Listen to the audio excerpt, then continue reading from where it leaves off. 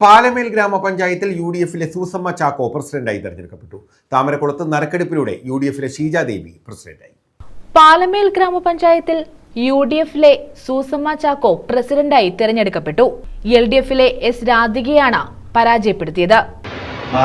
താമരക്കുളം ഗ്രാമപഞ്ചായത്തിലെ പ്രസിഡന്റായി തിരഞ്ഞെടുക്കപ്പെട്ട PS ഷീജാദേവി എന്ന ഞാൻ നിയമാനുസരണം നടപ്പാക്കിയ ഇന്ത്യൻ ഭരണഘടനയോട് യഥാർത്ഥമായ വിശ്വാസവും കൂറും പുലർത്തുമെന്നും ഇന്ത്യയുടെ പരമാധികാരവും അഖണ്ഡതയും നിലനിർത്തുമെന്നും ഭയാശങ്ക കൂടാതെയും മമതയും വിദ്വേഷവും കൂടാതെയും ഞാൻ എൻ്റെ ഔദ്യോഗിക കൃത്യങ്ങൾ യഥാവിധിയായും വിശ്വസ്തയോടും എൻ്റെ പരമാവധി കഴിവ് പ്രയോജനപ്പെടുത്തിയും നിർവഹിക്കുമെന്ന് ഈശ്വരനാമത്തിൽ സത്യപ്രതിജ്ഞ ചെയ്തു. CPIയുടെ ഏക അംഗം വോട്ടെടുപ്പിൽ നിന്നും വിട്ടുനിന്നു.